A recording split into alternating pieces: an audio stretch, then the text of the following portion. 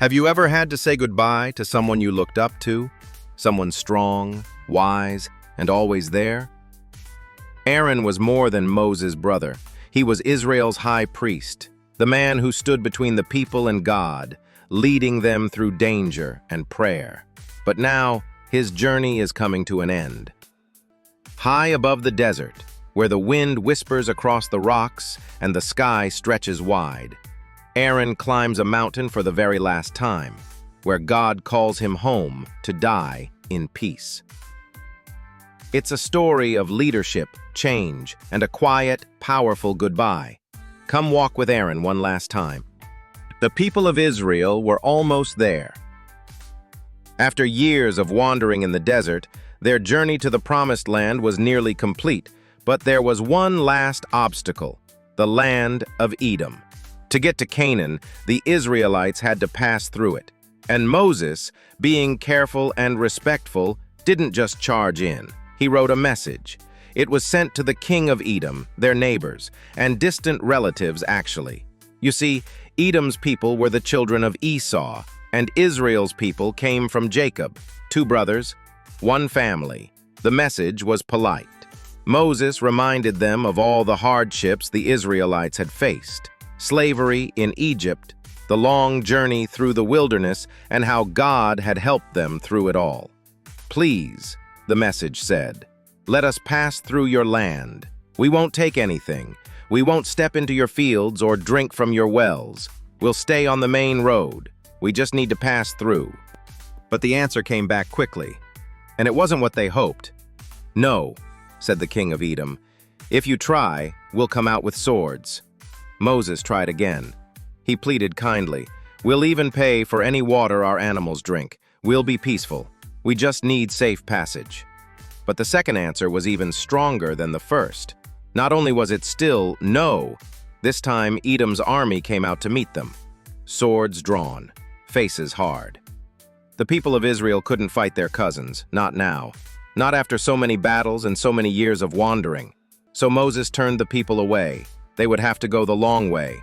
And just as they started that long road, something even heavier happened. God spoke to Moses and Aaron. It was time. Aaron, the high priest, Moses' older brother, the one who had stood with him before Pharaoh, the one who had helped lead the people through miracles and messes, the one who wore the breastplate with the names of all the tribes of Israel. His time had come. God told them to go up Mount Hor. Moses, Aaron, and Aaron's son Eleazar climbed together. There were no crowds this time, no fanfare, just the three of them. The air was thin and quiet at the top. The sky stretched wide. The mountain was still. Moses gently removed Aaron's beautiful priestly robes and placed them on Eleazar. A new high priest was chosen. A new chapter was beginning. Aaron said goodbye, not with words, but with presence. He lay down. He closed his eyes. And there, at the top of the mountain, Aaron died. Moses and Eleazar walked down the mountain, slow and quiet. The people saw them. They saw Eleazar, now dressed as high priest, and they knew. Aaron was gone. The entire nation wept. For 30 days they mourned the man who had led them, prayed for them, stood before God for them. Aaron hadn't been perfect, but he had been faithful. He had been theirs, and now he rested on the mountaintop. Aaron's journey had ended, but God's plan had not. The torch was passed to Eleazar, and Moses continued to lead, knowing more changes would come soon. It was a hard lesson about loss, about letting go, and about trusting God even when the road is longer, and the leaders we love can't go with us the whole way. But God was still leading, and he always would. Aaron's journey ended not in a battle, but in peace, with the torch of leadership passed on to his son, Eleazar. God didn't forget Aaron. He honored him.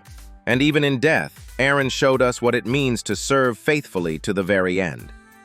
What do you think Moses felt as he walked down that mountain without his brother? Tap the next story to see how the people move forward and how God keeps leading them toward the Promised Land. And don't forget to like, subscribe, and ring the bell so you never miss a story from God's Word.